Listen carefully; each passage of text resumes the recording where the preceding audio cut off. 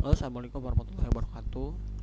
Saya Muhammad Fauzi, ini mahasiswa kelas B semester 4, pendidikan bahasa Arab. Pada video kali ini saya akan sedikit membahas tentang maharatul kitabah atau pembelajaran keterampilan menulis. Pengertian yang pertama yang akan dibahas adalah pengertian dan keterampilan menulis.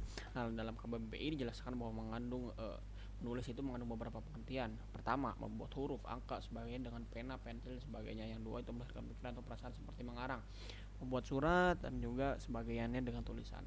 Nah, menulis di dalam arti yang lebih luas itu adalah kegiatan terstruktur ya, dan juga disengaja yang dilakukan seorang untuk menuangkan pikirannya, perasaannya, ataupun gagasan-gagasannya dalam sebuah tulisan ataupun sudut pandang yang bisa menilai karakter penulisnya. Yang kedua, jenis-jenis menulis. Dan dalam bahasa Arab ini ada beberapa jenis menulis, ada 3. Yang pertama itu imla, yang kedua itu menulis huruf dalam arti hot, belajar hot, dan yang ketiga itu insya, ngarang, baik mengarang di yang terarah ataupun mengarang yang bebas. Nah, tujuan pembelajaran menulis, nah tujuannya ada beberapa ya.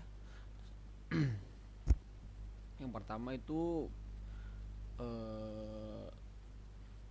keterampilan ini memang penting untuk diketahui, dan tujuan pembelajaran bahasa kita lebih fokus dan terarah. Yang pertama itu berkaitan dengan keterampilan teknis, yang dua yang berkaitan dengan penguasaan karakter tulisan Arab, yang ketiga itu berkaitan dengan kegiatan dan bidang garapan ataupun area menulis. Nah, tahapan dan teknik pembelajaran menulis, yang pertama itu tahapan pra menulis, itu ada persiapan.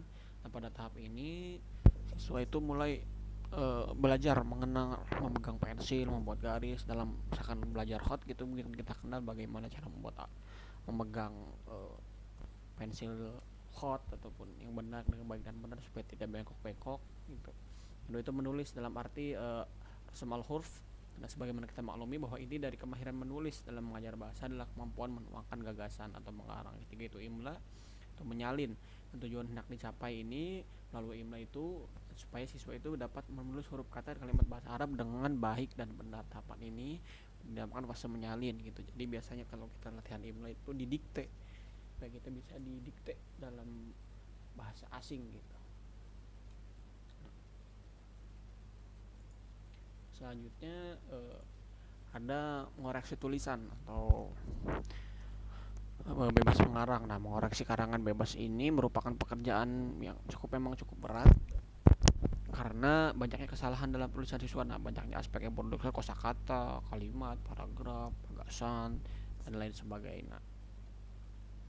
Jadi memang mengoreksi sebuah tulisan itu memerlukan kejelian ataupun ketekunan yang ekstra gitu.